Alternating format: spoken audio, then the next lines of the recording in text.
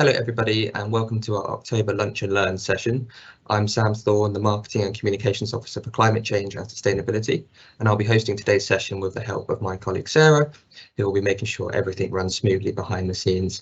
We are having a few Wi-Fi issues though with one of our presenters, so just bear with us, and if you have any issues hearing the sound, just let us know in the chat and we'll see what we can do.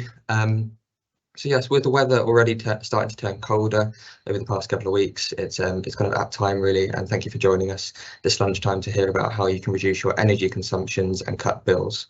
So today we have Judy Wood, who's kindly joined us from Act On Energy, the Council's trusted partner and energy advice charity.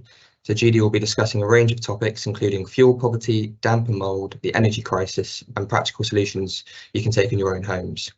After Judy's presentation, Paul McGrath, the Council's Climate Change and Fuel Poverty Officer, will briefly explain the Great British Insulation Scheme and how you can apply. So for anyone who hasn't been to one of these sessions before, and probably most of you have by this point, it's been running for a little while, but you don't have access to your camera or mic, so you can sit back, relax and eat your lunch. You do have access, however, to a Q&A chat box, so please do add any comments or questions as we go along. Judy will be keeping an eye out for your questions as we go through, and if there are any that aren't picked up, we'll come back to them at the end of the presentation. So the session will be recorded, but please note any questions or comments you make will be featured on the recording. However, you can post anonymously if you want to do so. So yeah, I'll now hand over to Judy, who will introduce herself and then talk you through today's topic. Thank you. Thanks very much. Thank you. And really pleased to be here with you all. And thanks for taking your time and your lunch break to listen to me talking all about things energy. Actually, if we could just move on a couple of slides, because actually it was a great introduction to what we're going to be looking at today. And the next slide, please, as well, in true Chris witty mode. So who we are, so we're energy advice charity. We've actually been around for 25 years. So hopefully you've all heard of us. We cover the whole of Worcestershire and Warwickshire and the entire West Midlands Combined Authority region. It's one of the great things actually about this charity is that we've got outreach support officers, so we can, as well as giving advice over the phone, and we have a free phone advice line 9 till 5 Monday to Friday. We've also got outreach support workers who will go into the homes of those who really need our help, the most vulnerable, and actually work with them to with all their energy needs. So if you do work yourselves with any clients, be sure to give us a call, because and refer people in, because we can certainly help in those situations. As I say, we've got this free phone advice line, so all of our details will be on the very last slide when we get there, and we'll make sure that you have copies of all of those. Okay, so next slide, please. So what is fuel? I'll just give you a really brief overview actually about fuel poverty, because it's something that we're definitely going to be seeing a lot more of this year, and you know, the numbers have just been increased. So the measure, what we call the 10% measure, so that if more than 10% of bills, then that should be energy prices for poverty.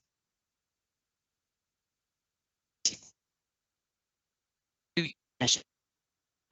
But in England, that's what I think we're losing Judy a bit, aren't we? Sorry, Judy. I think it's going a bit. I think up. Yeah, I think the hotspot might be having a bit of trouble. I'm just wondering. Do you want me to jump in for Paul, a minute, do you want Sarah? to jump in, and Judy, do you want to try and get back on your Wi-Fi if possible, and we'll try and do that. I'll assist Paul if you get stuck.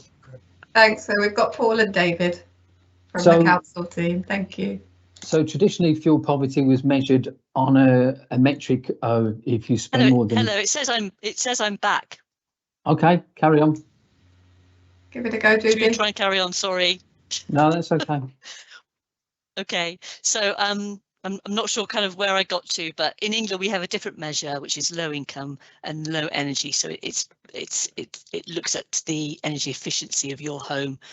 And how warm you can keep your home over the winter. So yeah, don't worry about the nuances. To all intents and purposes, we use the 10% measure. So heat or eat is something that you might hear being talked about in the media quite a bit. And that's really the dilemma that we're finding at the moment, that people who are in very vulnerable situations on low income are just having to make that decision between heat or eat. I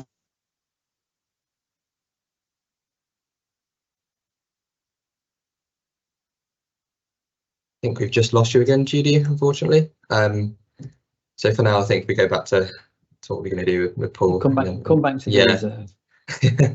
So effectively what Judy was explaining was in this country, we abandoned the 10% fuel metric. So if you spend more than 10% of your income on fuel, you're classed as fuel poverty. Wales and Scotland decided not to abandon that. We moved to what they call the LILI standard, the low income high cost indicator. So if you live in a lower than average energy efficient home and a lower than average income, then you'll be classed as fuel poor. Now in this metric, if you ever bought a fridge, you'll probably know that this graphic is up there, which talks about an A to G rating and its energy efficiency of that product. It's also related to homes, if you don't know, and it's known as the Energy Performance Certificate.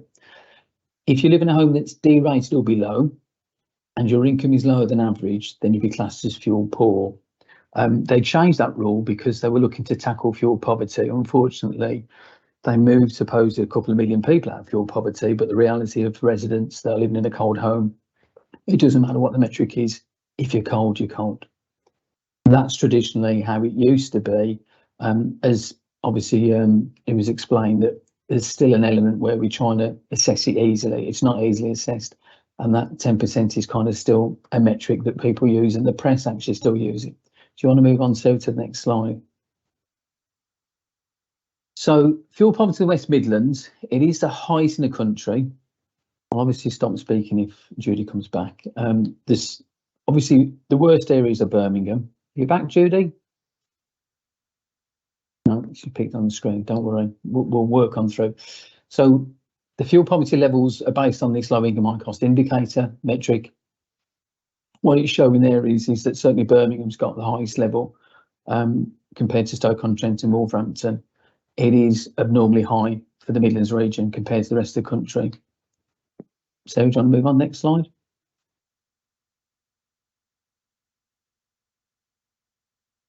Damp and mould.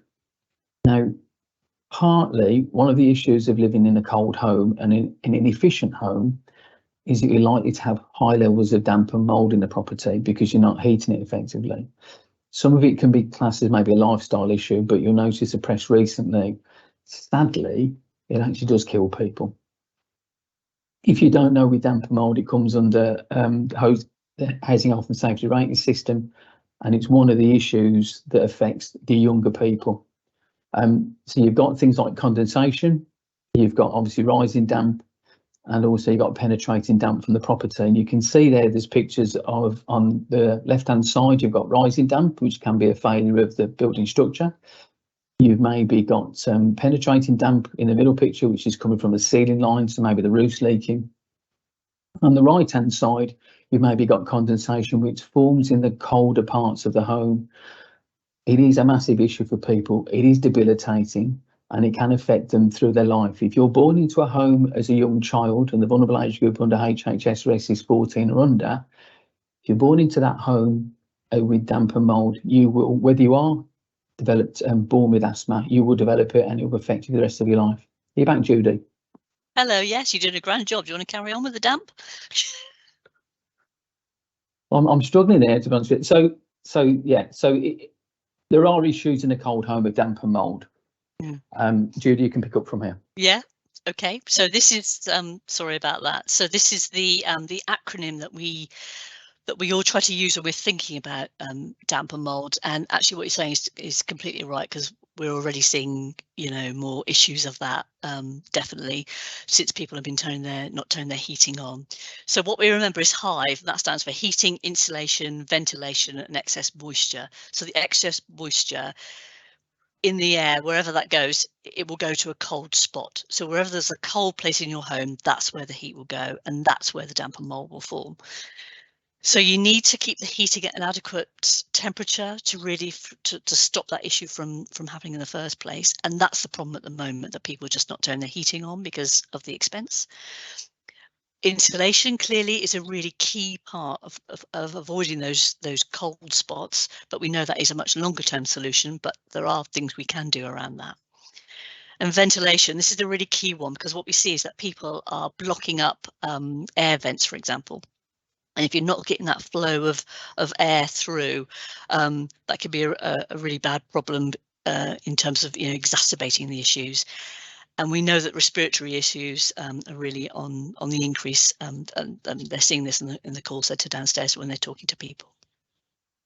So I think if we could just move on a couple of slides now, we can look at just perhaps some of the issues of where moisture comes from. And the next slide will show you just in pint-sized measures how much we actually produce. Ooh, I think we just need to go back one. But if you can imagine a pint glass and two pint glasses, that's how much moisture 2 people overnight in a property will produce. So even just being in a home, you're already just breathing out, you're producing moisture. So the really bad one, though, is drying clothes indoors. And this is one that we have conversation with time and time again.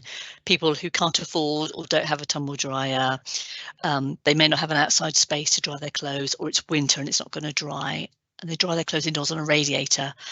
And that produces about 9 pints worth of moisture. So you can imagine that's got to go somewhere in your house. So all of this on the list there that you can see, they're not great in terms of the amount of moisture they produce. And that's why we need to take measures to try and reduce that. So the next slide, we can see a list of tips that you could do around the home just to try and reduce that. And whether that's simple things like putting lids on saucepans when you're cooking. If you can avoid using a bottled gas heater, we know a lot of people like to use those because they can just use them temporarily in one room, but they produce a lot of moisture as well as heat. We've talked about drying clothes before. Wiping down windows. When you get condensation on your windows in the morning, people like to wipe down the windows, wipe down the sills, but then they often put the rag on the radiator, and that starts the whole cycle again. So just rig it out, leave it outside to dry. If you've got a dehumidifier, they can be really good. I mean, they can be expensive to buy, and obviously you have to pay the running costs, but they can be really good at clearing the air as well. So, I mean, lots of you will know about this, but I think just from our point of view, and probably from a local authority point of view, it's really about helping lots of our householders who will really be experiencing this issue quite badly this year, just because of the cost of living. It's just something to bear in mind. Thank you. So hopefully you can all hear me okay. We could go on to the energy crisis, which is even more uplifting. So the background to this, you all know probably, it's on the back of COVID, the Russian invasion of Ukraine, all of those elements together really started to push energy prices sky high, and in particular gas prices. It was called a once in a 30-year event, but actually what we're going to see this year is worse than we saw last year in terms of what people can afford to pay for their bills and the amount of support that they're going to get or not. So if we could just move on to the next slide, please, we'll just look at some costs. So this is the heartwarming bit. So on the right hand side there, you can see these are the current prices from the 1st of October that you'll pay on your energy. So electricity is just over 27 pence a unit, and that's how we pay for electricity for each unit that we use. We pay a pence rate. Gas is nearly 7 pence, and you can see how much that's gone up. In the square brackets on the far left hand side, you can see that in 2020 it used to be 17 pence and 3 pence. I mean, it sounds like another age now, doesn't it? But that's how much it's gone up in 3 years. Actually, the prices from the 1st of October have come down about 7%. So the headlines were prices falling, but it's a bit more difficult than that because it's actually the standing price has gone up.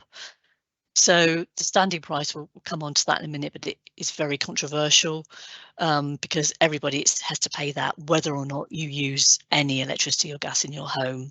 And at the moment, it's about £300 a year just for the standing charge.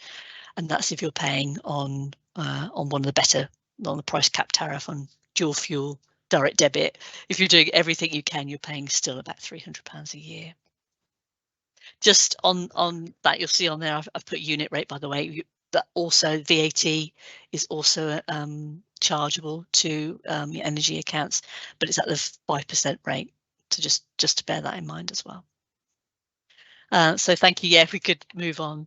Just pop this this graph in. It's actually quite a good one that was on the BBC cost of living site, and it just shows you over the summer there that without the government intervention last year, which was the energy price guarantee at the time, our bills were likely to be over £4,000 typically. And what happened last autumn was that the energy price guarantee gave us that sort of blanket, I suppose, so the suppliers were being subsidised by the government. And you'll know that we also had the £400, the energy bill support package that came in last year as well, to help us with our energy bills. But you can see just how sky high they were. So what does all that mean? So it means that if you're on a typical dual fuel direct debit tariff, which tends to be the most cost effective, a typical bill is now about just over £1,900. But interestingly, Ofgem have just reduced that to 1,834 in new money, because a typical household is using less energy in their home now than they were over the last couple of years, presumably because price, but also just energy saving. People have been much more prone to using energy efficiency methods, which, from a net zero point of view is great as well. So actually about just over £1,800 for a typical bill now. But what we know is that the overall cost of living has increased. So mortgages, rent, food, insurance, everything has gone up, hasn't it? So people are really struggling now to pay their bills. If they were struggling before, they're really going to be struggling now. And they won't have the £400 this year. So last year we were getting £67 a month for 6 months on our electricity bill. That's not happening this year. The other difference this winter is that people generally can clear their debts over the summer when they're using less energy, but not this year. People have struggled to clear those debts. And in fact, there was a report out just 2 days ago that said for those already in debt, it's the average has gone up to about £216 already, and probably people haven't even switched off their heating yet. So we know that we're going to be in for a really bad winter. And the total energy debt in the country, which is owing to the suppliers, is 2.6 billion. That's how much debt there is in the energy world at the moment. So yeah, the once in a lifetime event is certainly not over yet. And what we also have to take into account, of course, is that the price rises disproportionately affect those on lower incomes, because they're spending a greater proportion of their income on energy than those who are on a higher income. So yeah, we're bracing ourselves, I think, is the message there. So yeah, this is just I'll just really quickly whiz through this. I'm just conscious of time. Just a reminder, the price cap, the more you use, the more you'll pay. It's not a cap on your total bill. It's only the unit and the standing rate, which is capped. The energy price guarantee, energy price cap, they tend to be used interchangeably. They are slightly different things. All you need to worry about is that we will pay the lowest of those. The energy price guarantee is due to finish next April. And the standing charge is, I've just mentioned, it's really controversial because it's you can see it as a line rental effectively. It's made up of lots and lots of different costs, including getting energy to your home, but also other schemes. There are no easy answers though, because if you don't pay for a standing charge, the chances are you pay a much higher unit rate. And again, that can disproportionately affect those who use more energy. It's because they're in low energy efficient homes. They're vulnerable, they're at home all day. So there's no easy answers with that, but we'll see what Ofgem come back with when they do the consultation. And just finally on that, just a reminder that the credit is yours. So we talk a lot about debt, but we also know that people often have a lot of credit, particularly after the maybe the help that was given last year. It's just a reminder that if you're in credit, you can have that money back because it's yours. The suppliers may say, actually, you need to make sure you've got enough to cover the winter because you'll be using a lot more. And that's certainly true. But it's just worth knowing that if you want the credit back and maybe you want to put in a high interest savings account, then it is your money. Prepayment meters, there's some changes coming into the regulations next month. So I just wanted to touch on this, that if you know anybody on a prepayment meter or any of your clients who are struggling with payments and they're worried about being forced onto a prepayment meter, there are new regulations around this from November, because back in, I think it was the springtime now, there was an undercover investigation by the Times who were looking particularly at British Gas about how the warrants were being signed off and prepayment meters were being fitted, and there was a big hoo-ha about it, and a voluntary code came in. Well, that's being now mandated next month. Actually, it's slightly better in terms of what the voluntary code offered. So if you've over 75s in the household, I mean, not if you're supported by a younger family, but for those over 75, or if you've got babies in the household under 2s, there will be a ban on forced installation of prepayment meters now. And there are other requirements that have come through into the license. So, for example, energy companies have to make 10 proper attempts at contacting you to let you know that they're going down the road of potentially fitting a prepayment meter. They have to carry out a site welfare visit. They have to actually go to the property to make sure that that it's safe and reasonable to fit a prepayment meter. They have to wear body cams when they're doing that. So it is much tighter. There's also other elements that they have to take into account. So if you're high risk because maybe you rely on medically, you rely on oxygen, for example, or if you have a fridge because you have to keep medicines in a fridge, those are examples of high risk, and they should not be fitting a prepayment meter in those circumstances. Or if you need a warm home because of ill health, chronic bronchitis, for example. But also, if you're not able to go out of the home because of a physical impairment or even a mental impairment to go and top up your meter, again, those are reasons for not fitting a meter. So it's really important if you're working with clients and they're worried about that there are new measures in place, and the suppliers will be held to account if they do try to fit those meters. So that's really important, and we're here to support as well. You can refer any clients through to us if you're worried about that. I will just mention as well, prepayment meters, they get a lot of bad press, but actually for some people they're really, really useful because they are effectively pay as you go. There used to be a premium for prepayment meters, but actually the rates have been leveled now, so that's not the case anymore. Often you may feel like you're paying more, but that's often because you're paying a debt back, so the debt is recouped every time you top up. So it's not for everybody by any stretch of the imagination, but for some people it can be really helpful. So they do get a bad press, but sometimes it can be quite useful. Thank you. So I'm not going to spend any time on this slide except to say electricity remains a very expensive form of fuel compared to gas. And I think people get confused when they hear about the gas crisis and gas prices going up, and they think, oh, I'm just going to switch to all electric. And actually, this just actually these figures are slightly out of date because of the lag, but this just goes to show how much more expensive electricity can be than gas. As we move away from gas, if the house is properly insulated and we're moving into air source heat pumps, for example, then again, that's if you've got the insulation there, that really helps. But it's just something to bear in mind. If people are just turning off their gas boiler and they're plugging in electric heaters, they're going to be paying a lot more to use that energy. And just a little fun fact for you, because we all need a bit of fun facts in our life. In September, in the amount of electricity that was generated in this country, 30% of it was generated by gas. So you can see how intertwined our energy market is between electricity and gas.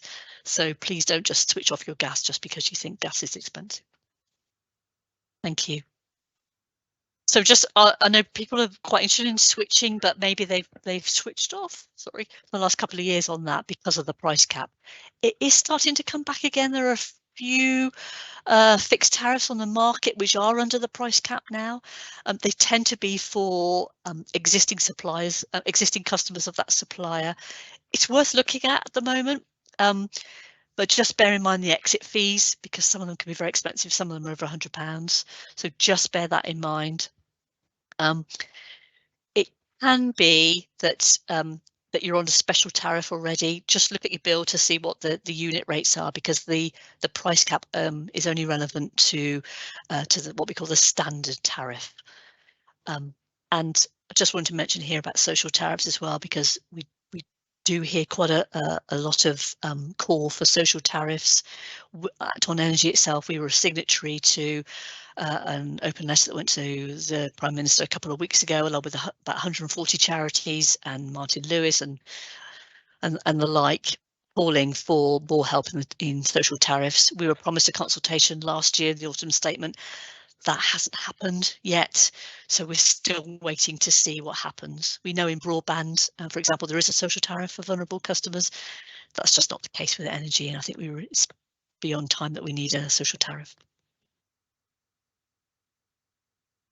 Thank you. So this is just advice really about speaking with energy providers, and I don't think that I'll dwell too long on this, because this is something that we can really do on your client's behalf. So if you are working with vulnerable people and they're having problems with their supplier, I think the best thing to do is to refer them to us, and we'll see if we can help. Our outreach officers spend many an hour on the phone to suppliers trying to sort out issues. So don't be afraid, if you do work with clients, to refer them through to us. But even for your own energy supply, it can be really frustrating, I know, talking with energy suppliers, but just bear certain things in mind. You know, they have to bear your circumstances under consideration. They have to look at your ability to pay. All of those things are in their license condition, and they have to take that into consideration. So thank you. If we could just move on to the next slide, please. That's great. So the first thing we always say when somebody phones us up for advice, if they're struggling with their bill, is to speak to the supplier, because they have an obligation to help. That's in their license condition. They also have pots of money that they have set aside under the cost of living to help. So they will have help available for any vulnerable customers. There are other schemes available open to people, the Household Support Fund, for example. So within Solihull, at On Energy, we support with that help with energy bills, energy debt. So the forms are all online, the details are on the website. If people are struggling with their energy debt, that's something that we can help with. And the other schemes there, affordable payment plans, cost of living, emergency fuel, prepayment vouchers. Again, energy suppliers and ourselves, we can help with that. So, as I say, get in touch if you know of anybody who's struggling. Perhaps if we could just move on to the longer term solutions. Just want to mention this about drafts, because about 15% of heat loss, I think it's 50%, is attributed to drafts. And it's often something that we can do relatively quickly, relatively easily, just on a DIY basis. Draft proofing around the cracks around windows, or adding secondary glazing, doors, chimneys, loft hatches are a classic example of where heat can go up into the loft space. Laguer pipes, all of those things, relatively quick and easy to do. It can really make a difference. But remember that draft is different than ventilation, and we still need to ventilate our homes and get that fresh air coming through with air bricks. We hear so many people blocking up air bricks at the moment when they've got the gas fires in their room, and it's really not a good idea. So things you can do around your home, just in terms of trying to reduce your bill and being more energy efficient. You will know lots of these. I'm sure you've heard about them. We feel like we've been talking about them for years, really, just from a sort of a carbon saving, but it's even more pertinent now with bill saving as well. Using your settings on your central heating, making sure you're using the thermostats. Maybe turn down your boiler flow. If you've lights have gone off here, you can still see we're energy efficient here. Turn down your boiler flow if you've got a hot water tank, but that can help reduce the amount of the heat going to the radiators. The old adage, using energy efficient light bulbs, all of those things can really help. They're small things that can make a big difference collectively. So don't be afraid to take those measures, because it's something like 65% of our energy goes towards heating. So anything you can do to reduce the heating element in your home will help to reduce your bill. Next slide, please. This is just a sort of a look at appliances, really. There's no air fryer on there, but I know that a lot of people have started to use air fryers now and slow cookers and microwave. So those small appliances for cooking can be really great for saving energy. If you're going to use your cooker, try and use batch cooking. Tumble dryers here, you can see it's nearly more than £1 a cycle. That's the real killer when it comes to using expensive, energy zapping appliances. Tumble dryers really are the bad guys. I will just mention washing machines and dishwashers, because they tend to have eco settings now. And what we're hearing is people saying, oh yeah, but I think about 4 hours on an eco setting. How can that be energy efficient? It's on for 4 hours. But actually it's heating the appliance, heating the water at a much lower temperature for longer. So in terms of running costs, it does work, but I appreciate it doesn't look like it because it's taking a long time. But if you look in the manuals, often they'll show you a breakdown of the typical costs. So I would say if you've got eco setting, absolutely use the eco setting on your washing machines and your dishwashers. This is just a little table for the Energy Savings Trust that I've included, and it's quite interesting there. What they suggest is if you swap 1 bath a week for a 4-minute shower, don't know whether you can do that in your household, then you're probably going to save around £17 to £20 a year. So it's just examples of reducing the amount of time you're in the shower, for example, washing clothes at lower temperatures. These are all things that really add up at the end of the year, but it might cause a few household arguments, I think, because anything more than a 4-minute shower is going to be very expensive, particularly if you've got an electric shower. But you may have already had those conversations in your house this week about whether to turn the heating on or not. So I won't get involved in the domestic disputes of that, but it's certainly food for thought on how much you can save. Smart meters are in more than 50% of homes now. They can be great in the sense that they give accurate meter readings on a regular basis, and you don't need to read your meter anymore and estimate, because estimated bills are often a cause of debt, because people don't give regular meter readings to their suppliers. It means they have to bill you on an estimate, and therefore they can either overcharge you, or worse, they can be undercharging you, and then you run up a big debt. So if you don't have a smart meter, please make sure that you're sending a meter reading in every month. That keeps your payments more up to date. With smart meters, what you can see there is actually the in-home display. It's not the actual meter itself, and that shows you in real time how much each appliance costs to run effectively. So you can go around switching things off, and you know how much things cost. They can cause anxiety with people, and often people just put them in the drawer and forget about them. So this is about behaviour change, really. In themselves, they don't save energy, but it can help you to identify what are the really hungry appliances in your home. So by and large, we tend to recommend them for people. And sometimes now, if you want a new fixed price tariff, often you have to have a smart meter installed up front. So just in terms of prevention, things we talk about here at the charity are income maximisation. We know lots of people are still not getting all the benefits they're entitled to, especially pension credit guarantee, and we can certainly help with income tax. if you've got any clients that you feel probably need some more help and are not claiming all the benefits that they need. Warm Home Discount Scheme, that started this week. It's running the same as last year. It's an automatic qualification, so people don't need to apply for it. But there are a few people now, if they are in more energy efficient homes and warmer homes, who may not get it. There is a free phone government helpline number that people can apply if they think they should be getting it and they don't. Priority Services Register is a really broad church. I'll just quickly mention this because it's open to lots of people who you wouldn't think would automatically be on a Priority Services Register.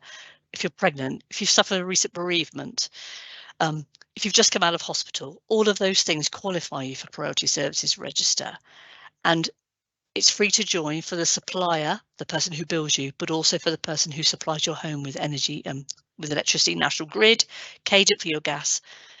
And if you're on that register, what that means is that you may be entitled to a free gas safety check. And that's a really important health and safety consideration, because gas appliances should be checked every year to make sure you're not going to suffer from carbon monoxide poisoning. And if you're on that register, you're more likely to get a free energy gas service. So it's really worth being on that. If you know anybody, a pensioner, a neighbour who's just come out of hospital, make sure they're on that Priority Services Register. It's a really good scheme.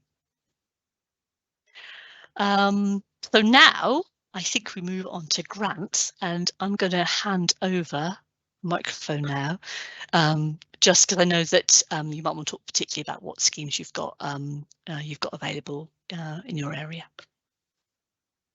Thanks, Judy. And I'll just say, Paul, before Paul kicks off, yeah, we've probably only got about five or so minutes, and then we'll get into the Q&A because we've had a few questions come in. So if you could just keep it as short as possible, Paul, that would be great. I know it's a tough ask. Thank you. No problem. So there are grants available. If you have an energy bill, you've contributed towards that through the utility bill that you pay. So the utilities have an obligation to transfer that money into energy efficiency measures. The current phase of that is Eco Phase 4, which is then split into, if you're on benefits and a low energy efficient home, you can get support with that. If you have are not on benefits, you can probably get what's called the Eco Flex scheme, which is sort of covering an extra cohort of people. And then the latest one that's come out is what's known as the Great British Insulation Scheme. And that could be up to 8% funded off the actual measure. It's GBs is the one that if you're working at the moment that you can get support for. The rest of them is kind of income based or benefit side. So GBs could be applying to your home. It's a single measure, it's loft cavity, etc. The one thing I would just say, if you remember nothing else, is to contact Acton Energy as the main point to give you some advice on that. That's it for me. Thanks, Paul. Yeah, so there's lots of information on Acton Energy's website about the various different grants available, and we've also got some on our Your Future Solihull website as well.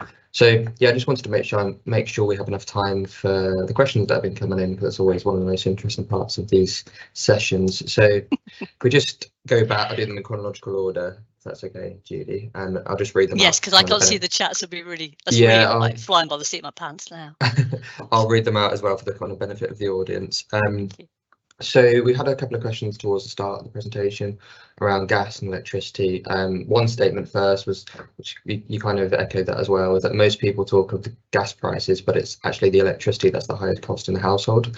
This person turns off everything that they can, but the cost of electric is high. And there was also another related question, which helped to might explain that, is, do you mind just explaining how the price of gas and electricity affect each other and how they're kind of linked? Yeah, God, you're really going to test my market knowledge now. I mean, it's a very complicated market system, and actually, the you know, Ofgem are looking at the way the whole market works, because, you know, partly what we're saying is that if you've got renewable energies, the cost is to do with, you know, half-hourly demand and the spot price, but they're all affected by how much the most expensive piece of generation is going into the system, because we've got a whole mix of generation going to the system. I mean, it's a really complex system. But if I say to you that 30% of electricity was generated because we used gas to generate that electricity, for whatever reason, there wasn't enough renewable coming through the system, or some of the nuclear power stations weren't producing the right amount of power. So we all have backup systems, and we use a whole mix of energy, but the gas price, when that was high, and that will be forcing the electricity price up as well. So I'm sorry, it's a really complicated system that I don't really fully understand myself, but it's inextricably linked, and that's why when you talk about gas, it also affects the electricity price. Yeah, no, I've done some research myself on that, and it's quite complex. It's not an easy one to explain, but also quite hard to get your head around why they are so linked. And in theory, you know, renewables and gas kind of should be independent, but they are very linked. So just moving on to another, not yet. Hopefully we'll move that direction. But so and moving on to another topic now, a specific question on exit fees and how they can be justified. I think this is talking about the fixed plans that rate. Suppliers offer. Yeah. So I don't know if you have any comments on that. No, I mean, you know, some people have been able to. I know some people have talked to their suppliers and said, "Well, I'm not. You can't. This is not a reasonable amount. I'm not paying this." And you know, they may let them off, but there's no guarantee of that, because you've got a contract that says that if you want to leave, you'll have to pay an exit fee. I mean, all of them are expensive. Some of them are about £20, so it may be worth considering those, because you could probably, what you may have saved on the reduction below the price cap. I mean, it's just there's not much you could do about exit fees. If you sign up for it, then you're effectively saying, yeah, I agree to pay an exit fee. Again, it's a moral hazard, but these are private companies. The energy companies are private energy companies in the market, and they are able to choose, because they're not fixed. The fixed rates are not part of the standard price cap, so they can say what they like. Yeah, that's a tricky one. Market forces. Yeah. Another question here. If your landlord provides you with an electric heater to help you with cold walls that uses the electric you pay for as the tenant, should the landlord pay towards the cost to run that heater? That's quite like a moral question, isn't it? Really? Another moral question. Yeah. I know, exactly. But what I would say is that really the landlord should be insulating their home properly, so that you don't need to have extra heating. But of course, you know, the kind of guidance that we're getting from government, you know, at the Conservative Party conference, the announcement about, you know, what was happening in the rented market sector. Now, it's very tricky to see how landlords can be encouraged to upgrade their properties to make them much more energy efficient. So it's a really tricky area at the moment. And I suspect a landlord would say, well, I'm not paying your bill, but I'll give you a heater. But of course, that's going to add to your energy bill. Of course, but even I'm sorry, I've not really got any answer for that. It's just that is a moral hazard. If it's not the most energy efficient heater as well, that would cost a lot, wouldn't it? So exactly. One to be aware of. I would encourage them to look into making energy efficiency measures for their home. Yeah. Of which tenants could apply with the backing of their landlord. Okay, so another question here: can suppliers force you to have a smart meter? No. Okay, well, that's a nice easy one. Unless you want to go on to one of their tariffs, and then that would be a condition of going on to. Yeah, but you don't have to have one though. Generally, smart meters are quite good in terms of making sure your energy measurements are up to date, so you're getting charged for what you're actually using, rather than being overestimated. So yes, that's right. So generally, they're quite good things. So yeah, no, I think this next question, I did see something about this, and Martin Lewis was talking about it a few weeks back. Have smart meters improved, as previously they weren't sending accurate meter readings and didn't work as they should? I don't know if you saw that as well, but yeah, it's what we call SMETS 1 and SMETS 2 in the industry, but the original ones, most, I'm not sure how many of them have been upgraded. They had a big upgrade, so we certainly haven't heard recently of any issues of them not working as they should. There will be some, I'm sure, and effectively they run as what they call a dumb meter, so they are it's a smart meter to look at, but effectively it's running as an old-fashioned meter when you have to take a meter reading. But the ones they fit now are obviously the much more compliant ones, and certainly we haven't heard recently of any the issues like we were hearing before when they were installing them. So I think the market on that is catching up. I mean, it should have pretty much been rolled out by now, but yeah, I mean, I have a smart meter. I've never had any problems with it. But equally, there'll be somebody here who probably has had a problem with smart meter. Yeah, it's just building that trust up, isn't it? And people's personal experiences will affect that. Another question here as well about where people can go to get advice for damp issues when they are not a social housing tenant. So if they're privately renting, for example. I will refer to you guys. I mean, I imagine, do you have a private rented housing department who can help with that? We have an environmental health officer that will come out and do a visit if there's issues related to the property. There's some quite good advice for reducing damp online anyway. If you look at some of the YouTube videos about your lifestyle issues, obviously we've talked about some of those this afternoon about not drying your clothes indoors, trying to keep the place ventilated when you can. Obviously if it's a real cold winter's day, you're not going to open your windows up. But you'll realise that just simply by living in the property, you're obviously producing moisture, which can lead to condensation. If there's issues in a rented property where there's a significant amount of dampness, and the government are going to bring out even more guidance on that again, then you can obviously raise it with the local environmental health officer, of which Solihull has one that deals with private rented services. They'll come out and do a visit for you and maybe take up the issue with the landlord if that's the case. Thanks, Paul. That's helpful. And I've noticed as well, so we've got the link to the Great British Insulation Scheme in the chat. So feel free after this meeting to go and have a look at that and see whether you might be eligible to apply and get some measures through that. And there are lots of other grants available too. At the moment, I can't see any further questions, so feel free to add in last ones if you do have them. But actually, I'd just like to say, so in the meantime, thank you very much to Judy from Upton Energy and to Paul as well for presenting and answering questions today. And of course, thank you. Sorry about the stop-start, but it looks like the hotspotting from the phone worked in the end. Yes, we got there in the end. It was looking a bit sketchy at the start, but I think luckily it was relatively smooth after that first little period. So yeah, thanks for sticking with us, and thanks as well to Sarah for doing all of the backstage production and making it all go smoothly. So I'll just have a quick look if there's any more questions. Yeah, just one more. So we had one further question is, what can you do if your landlord blames you for the damp or mold problems, even when you do everything to prevent it? So it sounds like maybe potentially personal situation this person's talking about. I don't know. I mean, what I would suggest obviously is to look at taking it forward with the environmental health officer. If the property is quite cold because it's poorly insulated, what you've got to realise with a house that's poorly insulated, that's got a lot of damp in it, even if the heating system is sufficient, it will never reach its optimal standard. It will always be cold. So damp homes actually are quite harder to heat. You can look at the EPC levels of the property. If it's rented, you should have an EPC. If you haven't, you can raise that with them as well and see what the recommendations are there. The government at the moment are in a bit of a strange position because at one point with the Renters Reform Bill, they were talking about raising standards in things like decent homes. The HHSRS has just been revised with some recommendations, and dampness is going to be higher up the agenda.